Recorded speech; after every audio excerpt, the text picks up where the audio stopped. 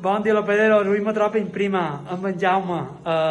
És una empresa local, una imprenta, la qual pues, mos fa pues, temes de cartelleria. I ells són, per exemple, l'imprenta que m'ha fet tota la impressió del cartell de biovigilància.